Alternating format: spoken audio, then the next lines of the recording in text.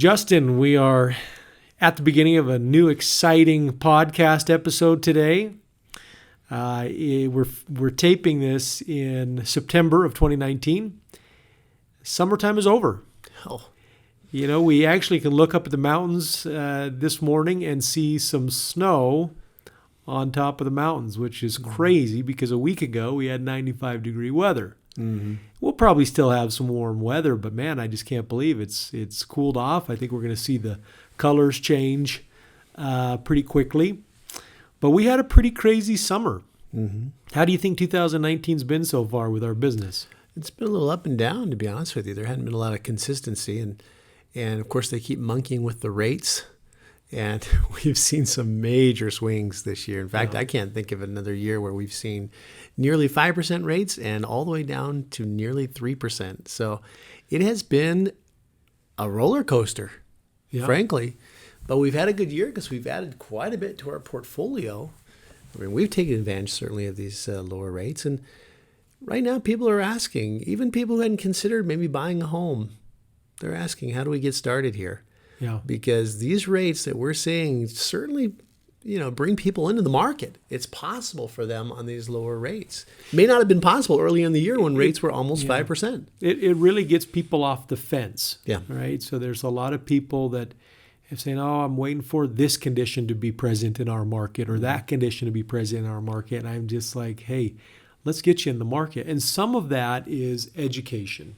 Mm-hmm. And so, this leads into the topic today of our podcast is what do first-time home buyers, or maybe a home buyer that just hasn't been in the market for a while. I mean, a lot of our clients are experienced home buyers, but they haven't bought or sold a home in years. Decades. So decades in a lot of cases. So what do they need to know? That's really, this buyer consultation is really where I like to start my relationship off with my buyer clients. Right. And if they'll come on in and see me and we'll talk for an hour, we'll talk about their specific situation. And then we kind of go through the home buying process. If they'll come in and do that with me, I find that they'll actually have a much better foundation to start and a much better experience throughout. We set the appropriate expectations in that meeting. And I think overall it's really, really helpful. You and I may maybe approach this home buyer consultation a little bit differently. I don't generally sit in with your home buyer consultations. Yeah, all I do is I just tell people, you've called the right guy, and I'm going to handle everything, and you have no worries. Justin will. And I will just tell you to sign here and sign there, and before you know it, you'll be in your home. Justin will hold your hand through the whole process. I mean, we're certainly here to do that, but you and I have always had this philosophy about educating people through this process. So, if I'm a first-time home buyer or a home buyer just hasn't been in the market for a long time, what is the first thing do you think I should do? Honestly, and this is just a pitch for us and other realtors, I really think you ought to ask around and get yourself a good real estate agent. I think that's the number one thing you need to do, because a good real estate agent is going to put you in touch with a great lender, and that's really where it starts. But I'm just saying, you've got to find a great real estate broker. And I think maybe we do another podcast completely on how to choose a great buyer's agent. Yeah. But yeah, it starts with, finding somebody that has the heart of a teacher. And that's what Dave Ramsey always says. We've been affiliated with Dave Ramsey's organization since 2008. We've served over 170 families within that program. Most of them, a lot of them, not most of them, but a lot of them buyers, first-time home buyers. Mm-hmm. And I'm glad they found us and that we found them. But finding a great real estate broker, and then let's be real serious about getting a pre-qualification. Why is that important for them and for us? But why is that so important to start there? Well, we don't want to get anybody's hopes up. That's a big part of it. So I can't tell you how many times I've gotten, as a new agent, I'd show a home that somebody would fall in love with, and I didn't get them appropriately pre-qualified or get them in touch with a lender. So they would fall in love with that home, and then they would go see the lender about it. Not a chance. Not a chance. And so what a lender is able to do is help the buyer set some parameters, set some criteria. Okay, depending on what type of financing they can qualify for, that's obviously going to help us know what price. That depends on, the debt to income ratio. It depends on how much down payment they have, whether there's a cosigner involved, what kind of property we can be looking at. If all they can qualify for is an FHA loan, then we need to be looking at properties that are in pretty good condition, or in communities, for example, in the case of a townhome or a condo, that is FHA eligible. Some of our buyers may not have a down payment, but in other ways they are very well qualified. And so we may need to have them take advantage of a certain loan program, like the rural housing program, that is geographically restricted. And so by having a lender tell us that, I know that I can only look at things west of the Jordan River, for example, here in Utah County, and south of Spanish Fork, because those are the areas that qualify in that rural housing program. So having a lender getting you really thoroughly pre-qualified is really important to help us identify the parameters. I know that was a long answer to your question. There are some other reasons why they should get qualified first. And maybe let's just talk about it. I mean, people are a little bit fearful, like this is some long drawn out process. The reality is, if you call our mortgage broker, he would send you a 1-page application. After he reviews that information, he would call you back with some additional questions. At that point, he'll make a decision if it's worth pulling your credit. He'll pull your credit, ask a few more questions. I mean, this process could be as quick as 24 hours, 48 hours, if you're willing to just get that information to him. So it's not something long and drawn out. Now, there is a difference between a pre-qualification and a pre-approval. We'd love for our buyers to get a pre-approval. Well, what does that mean? A pre-qualification is a loan officer takes a look at all of your information and says, yeah, on paper, looks pretty good. A pre-approval is when you've brought in your supporting documents. You've got tax returns to them. You verified the source of your down payment, which for most people is sitting in the bank, but it may not be. It could be that you're getting a gift from somebody, or it could be from the sale of a home, or it could be from an inheritance, or it could be a number of different things. And so you're looking at verifying employment. A loan officer can get you to a point where they have a desktop underwritten approval. Right. That makes you an awesome buyer. And in fact, when we pitch the offer that we write for you to a listing agent in a multiple offer situation, and we can say, these guys aren't pre-qualified, but they're pre-approved with our mortgage broker that we've done business with for 18 years, it's music to that listing agent's ears. So it's not a long and lengthy process. It's fairly simple, but you got to be Johnny on the spot and get this information to a loan officer. Doesn't take very long. But as soon as you got that pre-qualification letter, hey, let's get out there and see some homes. Right. But not until that point. Otherwise, we're showing you the wrong things in many cases. I think that's very, very good advice. We want to be showing you homes that you can qualify for. So just to recap, we want to make sure that you are qualified, what the parameters are, and as Justin just mentioned, just to unpack that a little bit, it's so critical for us to be able to accompany the offer that you may write with a strong letter of pre-qualification, if not a desktop underwritten pre-approval, so that we can convince the seller that you have done your due diligence in terms of getting your financing, that if they go with you, there's a very high likelihood that you're going to get that financing. If we can't, as your agent, tell the seller or the listing agent that you are a very well-qualified buyer, you are likely not going to get that offer accepted. Well, a great listing agent is going to ask a lot of questions. In fact, some of them do even a little bit more due diligence. They'll call the loan officer. Oh, I do all the time now. And so, if you're working with us, and we know so many of the agents, so many of the brokers in this county, they want to do business with us because they know that when we've got a buyer that's qualified, and when we say they're working with our loan officer, these people put a lot of stock in us. Yeah, it's very true. This is a relationship and a reputation on business. The line. We want you to be fully qualified if at all possible. So. Absolutely. There's a lot to discuss with financing. I think we'll move on from there. But, we can get you in touch with great lenders. Keith Snow of Security Home Mortgage has been our preferred lender for 17 or 18 years. Yeah. And he does a phenomenal job. Keith's got 0 down programs. He's got FHA. He's got conventional at 5%. He has a way that a buyer can avoid mortgage insurance for as little as 7% down. We can do 10% down. We can do 20%. We can eliminate Keith completely if you have cash. Oh, by the way, even cash buyers, there is some due diligence that a listing agent will go through. They'll make you a lot of times provide a letter letter from your banker or something like that, proof of funds, to make sure they're truly dealing with somebody that has cash. Very good. So we've got the green light from the loan officer, feeling really good about your chances to get the financing. People come to me all the time and they say, we want to buy a home. And I started asking them, okay, well, what does that look like? What needs do you have? What areas are you interested in? Oh, well, we're not that picky, and we'll be anywhere from Santa Quin to Salt Lake. Ooh. That kind of buyer is very, very difficult to service because we need more than that to build searches and to start looking for opportunities for them. Yeah. So what kinds of things should buyers be trying to decide? What criteria can we use to search for a home for them? Yeah. Well, first of all, I mean, we're happy to show you plenty of homes. That's not a problem. But if you have a huge geographical area that you're looking at, Santa Quin to Lehigh is really not that uncommon. Some people are willing to do that. They work in Provo Orem, which is dead smack in the middle of the county, and they just drive up I-15.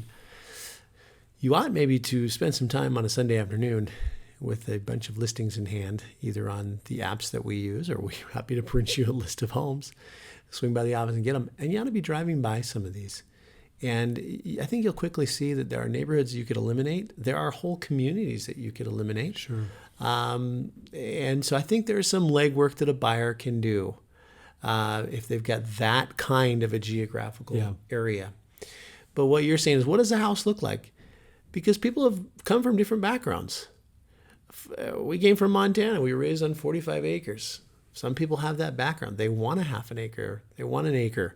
If they got a lot of money, they can have 2 acres. It's getting that way. Even more.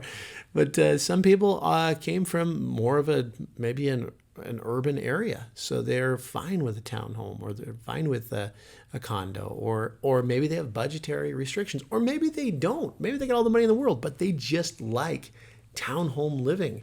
And I could introduce you to some luxury townhomes that knock your socks off. They look beautiful. So that's a good question for people to tell us. Well, and of course we have the capability to design a search with a very specific criteria. And so first of all, we want to know what the price is. We've determined that with the lender. Whether they're interested in having a townhome, because again, some people would prefer that over a single family home. Maybe they're looking for a duplex. We've talked in other episodes about buying a duplex, living in one side, renting out the other.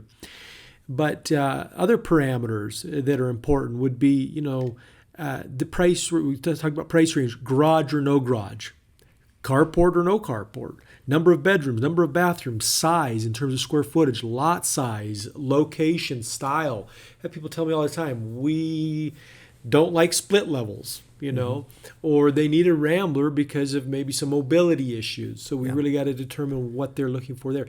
Year built. I mean, somebody might say, I'm a little nervous with homes that are pre-1980 or something like that. So my favorite homes in this valley are 1970s brick ramblers. Yeah, I agree. But I'm just saying these are things we can then input into our MLS and other searching tools. Yeah, and I would say as a buyer in some price ranges, maybe a first-time home buyer or somebody that's playing it really conservatively, don't put too many parameters in that search. It might yield 0 results. So let's keep it kind of loose. And so for me, I think the most important is price. There's an old saying that you drive until you can afford, right?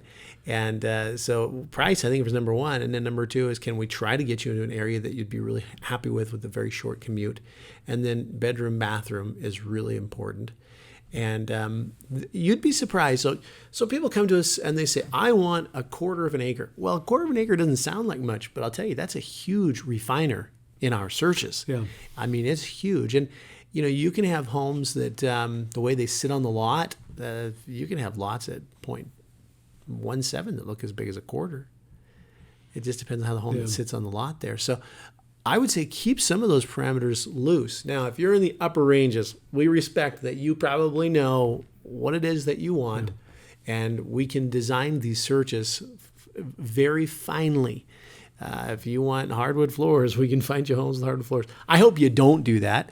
Again, you can always add hardwood floors to a home.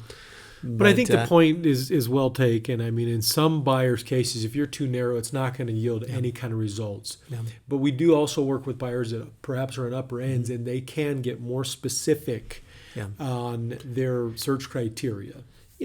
Sometimes we start out with a buyer, and in all price ranges, they're not quite sure what they're looking for. So that's why stop sitting behind a computer and surfing through 100 listings and trying to figure out which ones you want to see. Honestly, let's go see some of those homes. And, once we show you 10 to 15 homes, man, we got you dialed in. We know exactly what I'll go pick out a home. In fact, stay home in your nice, comfortable recliner, and I'll go pick out a home and have you send the papers. But and sometimes we get really dialed in on a home, and that makes it pretty easy in some price ranges. Yeah, as we go out and look at homes, we're going to be listening to your comments. Yes, we're going to be asking you questions. We're going to be really listening to you and looking at your response to certain things. And that's going to help us then to start to refine and narrow. And so, like you say, we get to the point where when a home comes out on the market, we know that's the one for Mr. and Mrs. So-and-so, because we've seen 20 homes with them already. Right. So the first outing is really catching up on the existing inventory. Yeah. And there may be upwards of 10 homes that you could go out and see. And we can do that in one outing, by the way. We line these up all geographically. We've got them all tightly scheduled. It's nice and nifty to have somebody do that for you. So the first couple of outings is really catching up on the existing inventory.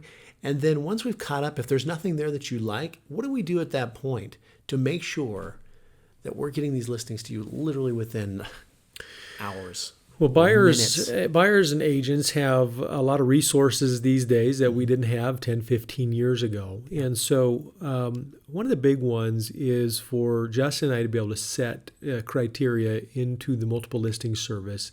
And what it does is it notifies us on a daily basis, and I've got some that are notifying me twice a day or more for certain things. When something comes out, when the price is reduced, when maybe it goes from under contract back to active on the market, it triggers a notification.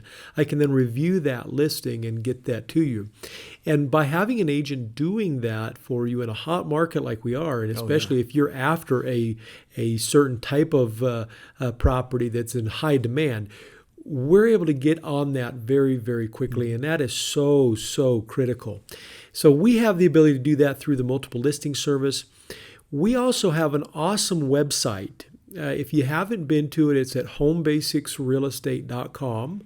homebasicsrealestate.com. We actually have the data from our local multiple listing service, and there are search tools on that. That's free access to you. And so a lot of the homes that we're selling these days are homes that our clients have actually found through our website, and they're sending me over a link, or actually you can communicate through our website to us about homes you're interested in by marking them as favorites or requesting a showing.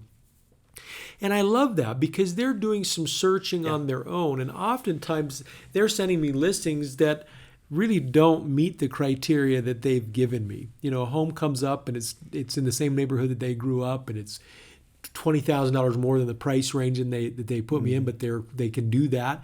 And that's the home sometimes they end up buying. Yeah. So I love it when my buyers are actually searching. Interactive. And they're interactive, and they're responding to listings that we're sending them. Now, a word of caution.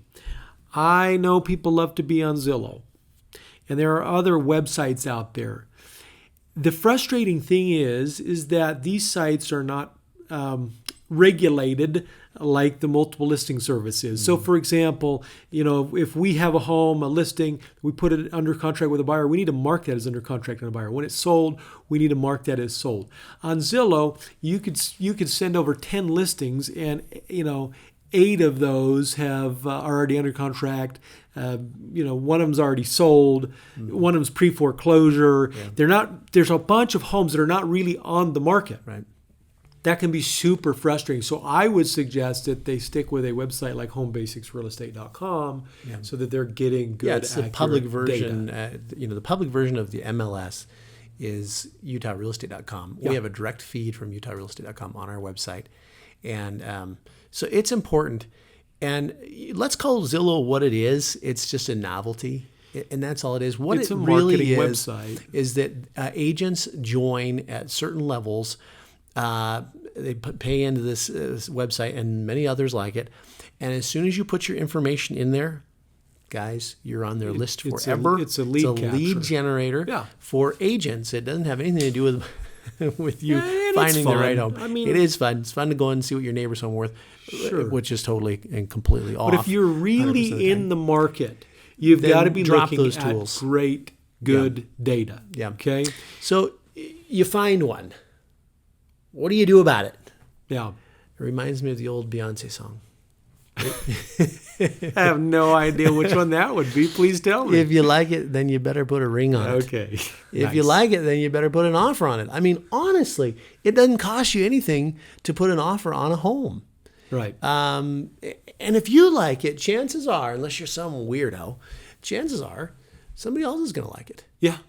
I've had buyers over the years say, I really like this home. My cousin's a plumber. I'd like to bring him through before I make an offer. Are you kidding me? Let's put that puppy under contract, then bring your cousin through because, and this is where we're going. We're going to talk about what happens when you find one, the ability to do your due diligence on it. But the best homes, you have a window of opportunity of as little as 48 hours, sometimes as little as 24 hours. Can you believe it? Very, very short window of opportunity. So it sounds like a bit of a sales pitch for us to say, I hate offer saying on that. it, offer on it, I offer know. on it. You know, in a slower market, you'd see a home, you'd think about it for a while, you'd call your buddy that's remember a those plumber, you'd go attend to church on Sunday, see if it's something you like, then you'd put an offer on it. It's not the case. You now need to offer on it and then think about it secondly. And I hate to say that, but that is the reality. And if you do it in the reverse order, you're going to be losing out over and over and over again. So when there's a home that you like and you want to put an offer on it, we make this easy. We used to be able to bring people in and we'd put it on the big screen and we'd go through the entire offer. We can still do that and love to do that for buyers. Sometimes buyers just can't do that. Yeah. And of course, we used to collect wet signatures, right? People would sign the offer after we got done explaining to them. Now it's a little bit different. Sometimes while I'm driving back to the office, I'm calling our assistant and she can prepare an offer for you. And then it is set up for you to sign digitally through your email, a digital signature provider. Right. And if you want further explanation over the phone, man, we are so happy to provide that for you. What's another alternative, though? Well, that's the thing. I mean, this is a whole nother consultation I'll do with buyers when they're ready to make an offer. We want to go through the real estate purchase contract. As you said, that's not always possible. Justin actually took the time when the new real estate purchase contract came out, made some pretty good updates, I think in 2017. It's been a couple of years already. Mm-hmm. He took the time to record himself explaining paragraph by paragraph. And it's a YouTube video. Maybe we could link it up with the show notes. But super helpful. So very good response on that. Yeah, you receive the offer in your email. And then on the same device or another device, you click on this YouTube link. And it is me in front of a camera. And I'm going through every paragraph and explaining it to you. And we've had tremendous feedback because sometimes we write an offer. What's the latest you've ever written an offer? Oh, well into the night. Yeah. So we do that. And you don't want to be on the phone with us for 30 minutes when you can watch a video in 17 minutes, I think it is. So it's a good tool. It's a great tool. We want you to use that. Now, writing an offer is more than it's more than just calling up the seller or the listing agent and say, "Hey, my client is offering $305,000 for that house." It's got to be something a little more formal. We actually put all of the terms of your offer onto the real estate purchase contract. And that's a document that's several pages long. There's also likely going to be an addendum or maybe a couple of different addenda that further explain the terms of your offer. And so we're going to fill all that out. We're going to collect digital signatures on that. We're going to make sure that you understand what you're signing and what you're initialing. We're going to then submit that offer with your letter of pre-qualification to the listing agent. We're also going to put some notes in there. Mm-hmm. We might explain to the listing agent a little bit about you, about your journey to be arriving to get to this offer, how, like that we've shown you a lot of homes, that you're well qualified, that this home works well for your family because of these reasons. So we can put a few personal notes there that I think and I find helpful as a listing agent. Well, sellers do all the time. And sellers they want to know who's that kind of buying their home. information as well. And so we're going to put all that together. Now, we're going to give this to the seller, and then what is the seller going to do? What can they do with that offer? Well, they have a couple of options. They could accept. Man, does that happen very often? Not in the first time, and not that often, no. It can happen. So sometimes the sellers have a lot of input that they need to put in there. Closing dates, or they don't like, well, let's start with the price. They may not like your price. Yeah. They may not like all your closing costs. They might want more earnest money. They don't like that you're asking for a home warranty. There's deadlines in there that are too long. When is possession? I mean, there's so much to negotiate through. So they can take a look at this thing and they can either accept if it was amazing, or they're going to counteroffer you on an addendum. Yeah. And then we're going to take a look at that, and you're going to formulate maybe a counteroffer. Mm-hmm. And then they're going to counteroffer their counteroffer of your original offer. Yeah. And it goes back and forth. And that process, if we've got two willing parties, a buyer and a seller, can actually go pretty quickly. Within 48 hours, we might have you under contract. Yeah. Or here's a third option a seller could use. Doesn't happen very often. And I'll tell you, I get so mad when a seller will do this. Although sometimes we've encouraged them to. They just flat out reject you. Yeah. If you're going to come in with a really, really low ball offer on a really nice home, you may not even get a formal rejection. You're just going to get silence, right? Silence. And then the agent might say, look, I presented the offer. They laughed at it. Yeah, we have 4 more offers on the table. Yeah, they're all higher than yours. Okay. So we're going to go back and forth until everybody's satisfied with the terms. The buyer and seller come to an agreement. We sign an acceptance on the last addendum. We are then under contract. Yeah.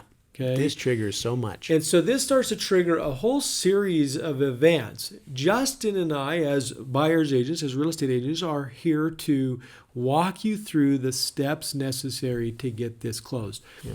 One of the things I just want to point out, and maybe have you explain to our listeners, is earnest money. Mm-hmm. A lot of people, when I first talk to them about earnest money, they've never heard of the term. Right. So tell us about what earnest money is. Well, earnest money simply is a deposit.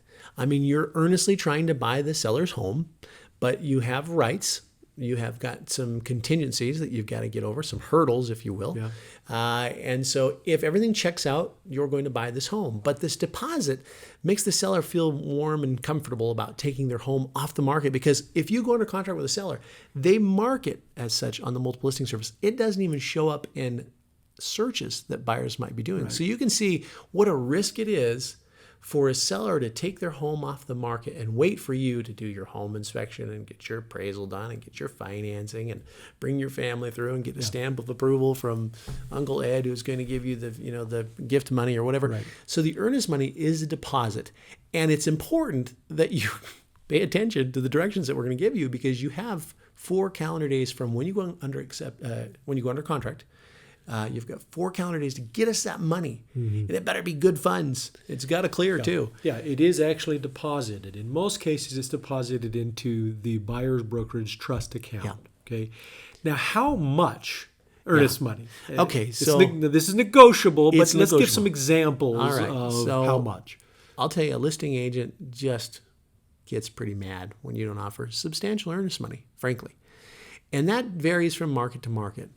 So for me, on a $300,000 home, I'd like to see $2,000 earnest money. Yeah. But we get offers with $500 earnest money. You know what we do with those ones? Counter them every time. Counter them. Yeah. And you know what? If we counter you as a buyer on we love everything about your offer, but we hate the $500 earnest money, we counter you. It keeps that offer. It keeps the home available. Yeah. For another buyer to just slide in and totally interrupt your negotiation there. So for me, $2,000 for a $300,000 home, if you're writing up $400,000, $500,000 homes, you're looking at $5,000, because it makes such a good impression to the seller. And why wouldn't you? I've had Californians wire up $100,000 earnest money because they're trying to prove it makes a statement. It makes a statement about the seriousness of your offer. And a good buyer, and this is what we coach our buyers to do, they understand what the earnest money is. It's part of your down payment. Yeah. And it is completely refundable. Your earnest money is completely refundable as long as you work within the deadlines of the contract. Yeah. And if something goes wrong, we get you out, get your earnest money out. But at the very end of the day, if all of your deadlines have passed and you decide you're not closing on that home, well, then you're going to lose your earnest money if you back out. And you should, because you've held the seller off the market for 30 plus days. Yeah. And they got to go find another buyer. And they may have, that seller may have a home under contract themselves that they want to buy. So earnest money is really important. It's got to be done within 4 calendar days. Otherwise, it invalidates the contract. It's one of the only ways the seller can get out of a contract is if you don't post that earnest money on time. Yeah. But then what happens? Well, so the earnest money is really critical. It makes a statement. It is refundable up to a certain point. And just to back up, once you go under contract, you haven't married this property. Well, I know, you just put a ring on it. That's what I said. You just put a ring on it. You're dating this property. And so there are contingencies that are built in that allow you to get out of the contract if you don't like what you're seeing. Now, the first deadline and first contingency on the purchase contract is the seller's responsibility to disclose to you as the buyer anything that they know that's wrong with the property or has gone wrong. And they do this through a document called the seller's property condition disclosures. So you receive those from the seller as the buyer along with some other disclosures. They're going to give you a commitment for title insurance. Maybe this has a rental component to it, so they're going to give you the leases. If it's in a homeowners association, they owe you all of the information like CC&Rs, rules and regulations, and things like that govern the community. You're going to want to dig into the financials, the minutes of the HOA, etc. So you then have a chance as a buyer to review that information. If there's something on that disclosure that you don't like, and it's a deal breaker, let's pull the plug on that contract. So if they're disclosing to you some serious foundational issues, it has to be something like pretty that, serious. But yeah, you're right. you can pull the contract at that point. Okay, so that's the first backdoor or contingency reserved for the buyer in this contract. And that is usually about 7 days after you go to contract. You should have all the information, the seller's disclosures. That's a packet of information. Yeah. What's the next one? Well, then you're going to go on to due diligence, and that means a lot more than what buyers think. Due diligence is an all-encompassing deadline. And I hate to be that loose with it because then buyers get, ideas. I mean, honestly, if you went out to the house and the sun weren't shining that day, I suppose you could pull out based on due diligence. But what it's really used for is let's hire a great home inspector. Now, we've got 3 longtime home inspectors that you can choose from. You call them up on a Monday. They're out there on a Wednesday afternoon or a Thursday morning. That's typically the time frame for them. A home inspector is going to do most of the evaluations for you. They're going to be on the roof, in the attic, in the crawl space, side to side. They're going to fill up your tub and watch it drain. They're going to do they can do radon tests. They can do a mold test. They can do meth tests. They can do all these things. So just alone hiring a home inspection is a big part of what you need to do on that home, but it's not everything because there's more that you could do to evaluate a property. Sure. Yeah, we actually give you a buyer due diligence checklist, which is a great form that gets your mind spinning on things you could do. So if there's any question as to where the boundary lines are, you could do a boundary survey. If you want to know what the crime rate's been in there, you have an opportunity to go contact the police department, see what kind of crime rates. If the schools are important to you, you want to check out the ratings for the schools. There's a number of different things you could do. There's geologic testing, there's soil testing, but we're not recommending you do all of those things. It's just to get your mind spinning and working on things that you should be thinking about. So it's all encompassing. You can do whatever you want to evaluate that, not only the home, but the property and the neighborhood and the community, etc. The zoning, what you can do with the property. And so, but the home inspector is the best place to start. Now, there's tons of home inspectors out there. Oh, yeah. And they're really not licensed. They're really not regulated by the state. So anybody can call themselves a home inspector. And that's why we've narrowed it down to 3 home inspectors. You can use whoever you want. But we just want to make sure that you guys end up with a great home inspector who produces a great report and is really knowledgeable. And so we'll help you through that process and maybe the process of doing some of these other due diligence items. There's no such thing as a perfect home. And we No. make that very clear. Even new construction. Even new construction, these home inspectors find things. So here we have this discussion after your home inspection comes back, and you depending on the age of the home, I would tell you, yeah, you're scared of the things that came back, but this is just common to the age. Or we'd say, no, this is really an issue that I think is pretty significant. And we will always back up a client. We'll never try to sugarcoat it and smooth things over. If there's some real issues, we're going to let you know. And so there is the opportunity in some cases, not all cases, to go back to the seller and say, hey, we would like you to fix a couple of things here. Although the state has told us they don't want us negotiating repairs anymore. What the state really wants us to do, if there's some issues that are legitimate, is to go after a financial concession, which might be a reduction in the price of the home, or it might be that the seller contributes more towards your closing costs, right, so that you don't have to pay your closing costs out of pocket. That frees up cash to then go ahead and make some of these repairs. Yeah. But getting over due diligence is always a big hurdle.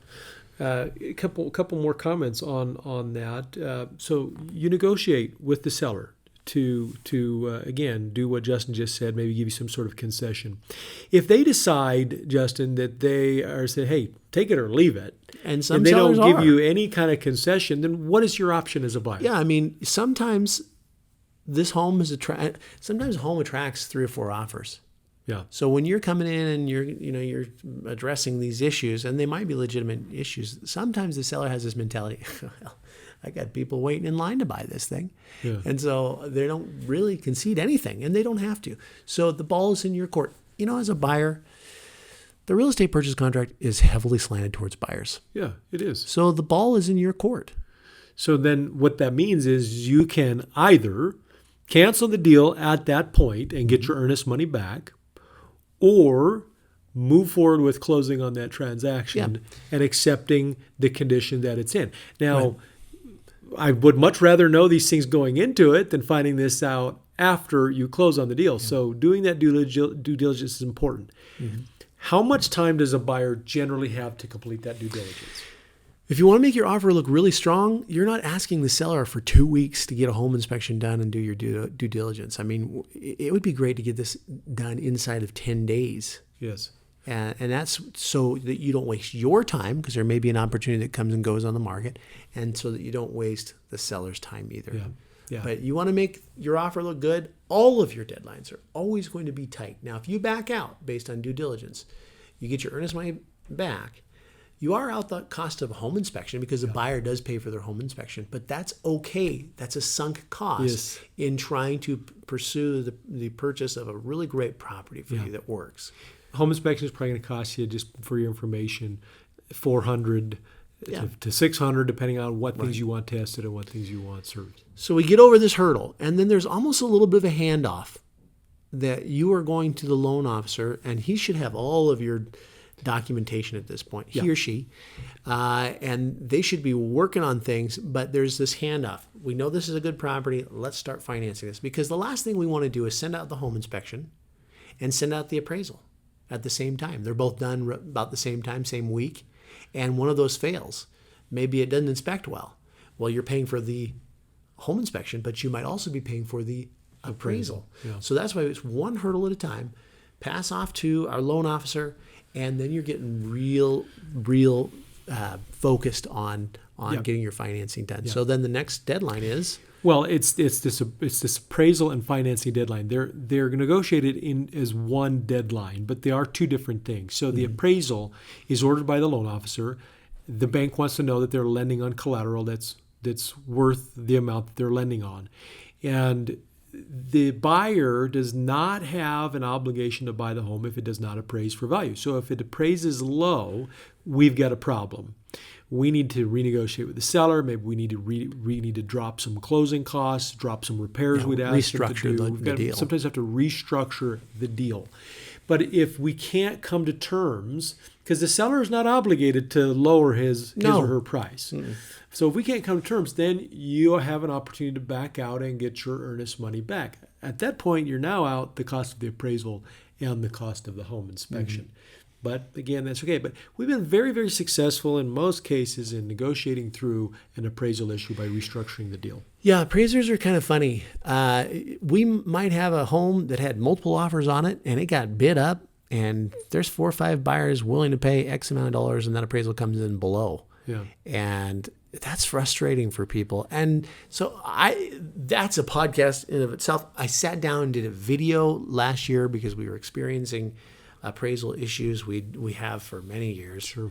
And so let's not necessarily get into that, but let's just tell you that that's one of your contingencies. It's got to appraise. Okay. It's got to appraise. Next one is the financing. I mentioned that this is usually one deadline. Yeah, it's called the appraisal. It's the financing and appraisal deadline. And that is usually, again, to make your offer look really attractive to the seller, you might expedite this deadline as well as others. But usually we're negotiating 20, sometimes I can get away with 25 days for this financing and appraisal deadline. Talk about the financing part of this deadline. Yeah, so your financing is not going to be done, but the appraisal should be back, and the loan officer has a very good sense that you're going to get this loan.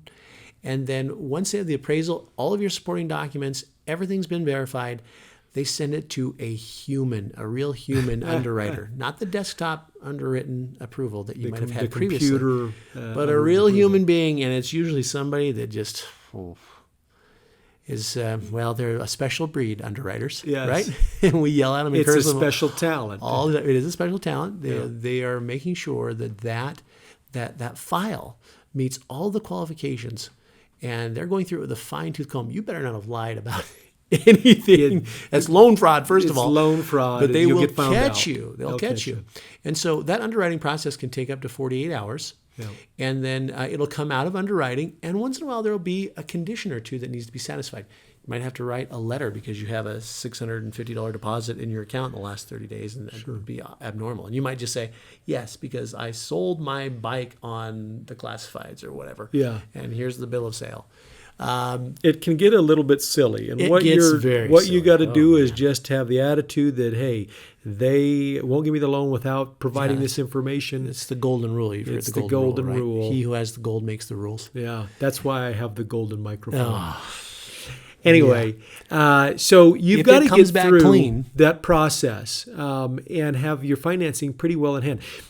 Let's say it goes through underwriting. There's some conditions that come out and you're just not able to get the loan, or there's some conditions that come out that make the loan terms not attractive to you now. So what can you do? Well, the way the real estate purchase contract is written is that you as a buyer have all these outs. I feel bad for sellers sometimes because it says if you are not satisfied with the terms and conditions of the loan, you can get out. Yeah. And so all you'd have to say is I'm unsatisfied. And then you send in the paperwork and then you're out of that deal. You shouldn't do that, though. It really but let's really say interrupts your mortgage insurance. No, I'm just saying you shouldn't take advantage of that clause because it is so loose that somebody can get out of there without any problem at all. But, if you didn't get the rate you were looking to get, the mortgage insurance is higher than you got. By the time you add in your or you just get a rejection, your insurance, that you're not liking the terms, or you get a rejection. Again, you can then back out, get your earnest money. As long as you do so before that deadline expires. As long as you do this by this deadline. Okay. Once all these deadlines have passed, earnest money goes hard. Earnest money becomes non-refundable. You need to understand that. Yeah. And then, it comes down to underwriting. Things look good. They generate what's called a closing disclosure. The buyer has to sign for that they've received it. And then we had to sit around for 3 days twiddling our thumbs. Well, a closing disclosure, just to you should let people, you don't want to go too far into it. But basically, it says, okay, here are all the terms of the loan. Here's what your monthly payment is. This is how much you're going to pay in interest over the life of the loan. This is, the balance of the loan, the interest rate. It discloses all those numbers as well as all of your closing costs to close this loan and what your bottom line figure is, what you're going to need to bring to cash. And you should know all these numbers because they've been, they've gone over this with you many times. They have. But they've made this rule a couple of years ago that you have to receive this closing disclosure from the lender once the loan is approved. Then you have to wait 3 days before you can close that, and that's been kind of a pain. So it takes some scheduling, and sometimes that really becomes a problem. Those 3 days to be able to get you closed on time and moved on time. So we need to plan for that. Okay, so you've got an approval. You've signed the CD. We're going to set up a time at the title company. As a buyer, it takes about 45 minutes. Kids are welcome. You go in there and by the way, 8:30 to 5:30. People ask, well, could we do this digitally? And unfortunately, we can't do digital signatures on the closing package. I wish we could. We can, but we don't. Let's put it that way. We have the technology to do it, but they just don't do it. So don't ask, 8 p.m. at night, can I come in, or I'm working late. No, you got to meet that deadline, man. You got to meet that settlement deadline. And about 45 minutes of signing, pretty relaxed environment. It's not you on one side of a table and the seller on another and you're exchanging documents. You're signing at a totally different time, totally different. That happens in other states sometimes, but here in Utah, most closings we do are split closings. So one title company is handling the seller's settlement, the other side is handling the buyer settlement. So both parties need to go in and settle. Right. That's signing all of these documents. We have some of our buyers want to have keys. Where are the keys? Point. And they've got, guys from the church and family members ready to load up their stuff right then. Yeah. That's not the case. So there's a little difference between settlement and closing, and just talk really quickly about the mechanics of that and when closing actually occurs. Okay, settlement is when you sign all the documents. And then it takes about 24 hours for all the documents to come together. And then the lender sends over the funds that they've been putting together for you. And then the title company reconciles all those accounts. And when everything looks really good, they'll actually go down to the county and record it into your name. And then all the funds are dispersed to the appropriate parties. That's funding and recording. Yeah. That's synonymous with closing. Sign one day, which is settlement. Fund and record the next. That's when you'll get keys. If you're cash, it funds and records the same day. Generally, yep. Sometimes we can actually fund and record the same day, even with a loan. Yeah. But just be patient. There's so much stress that happens those last couple of days because you're planning to move out of one place and move into another, and the seller has different ideas too, and there's a lot there's so many moving pieces. There really are, and that's where a good agent, where we're going to help you through that process. Yeah. So, really good stuff, Justin. Probably some other things we could talk about. Sure. Do you have any final comments on this process? I mean, this is obviously there's so much more going on through this 30 to 35 day period that we're under contract. But any other thoughts? I would just say we make this as easy as possible. And once in a while we have a picture perfect transaction, but that's rare. That's more on the rare side. You have to be one of those people, and in life you should be one of these people that can deal with challenges and delays and other things that might upset you and learn to work through those problems. And that's the kind of client that we love. And so I think that's a really important mindset, is that these do not always go 100% perfectly. They don't. Maybe in my transactions, 92% perfectly. Yeah, but are there things that you see anymore that you have not seen in the past? Once in a while. I mean, pretty 20 years in real estate, I'd never want to say that I've seen it all, because I haven't. We haven't seen it all. But I've seen most of it. And so when these challenges come up, it's likely that we've dealt with this many, many times in the past. And so that's what we're here to do, is help you through that process. Well, I'm glad that you've stuck with us all this time. This is a little bit longer of a podcast, but I'm telling you, this is going to give you the confidence that you need to move forward. And especially because we've talked a lot about making an offer and the contingencies that you have as a buyer. You really are, you're in a good position here in Utah real estate. And so I think you ought to be aggressively out there making offers and not being too scared and paralyzed to make an offer. We don't want that kind of paralysis to keep you from getting a really great deal. Yeah. Well, we hope this has been educational as we meet with you and talk about your individual situations as we are out driving around looking at properties together. We're going to do some more education. There'll be more questions that'll come up that we'll answer. Again, we're just all about educating you guys and making sure you have the right expectations and the right information in your mind to make this a great process. Yeah. And one last point I want to make is, this process, we're interfacing with you daily for months at a time sometimes. Yeah. And we just love our clients, and we just become family with them. And so it's not like, hey, you've closed on a home and we're not going to ever see you again or talk to you again. We hope to hear from you, and you'll hear from us. And we just feel like it's such a cool process to take somebody through, and we just bond. Yeah. And Jared and I love our clients. Our clients. So you're going to hear a lot from us. Yeah, it's pretty neat. We want to be your friend, not just your realtor. And I just love it, and I can't tell you how many times this happened. When at the end of the transaction, I just really feel, and the client feels that was the home they were supposed to get, and it's really neat to see how things, even with all the challenges and all the things that come up during the transaction, it's really neat to see them settle into a home that is where they're supposed to be. And I think that's pretty special. So I love being in that part of that process. So if you have an interest in buying a home, or you know anybody who needs to buy a home, please call us. We'd be happy to help them. This is what we do. It's all we do. We love real estate. Tons of experience, obviously, as you guys can tell from our podcast and other podcasts, that we know what we're talking about. And we're here to put our service and our expertise to work for you. Let's go buy some real estate. All right.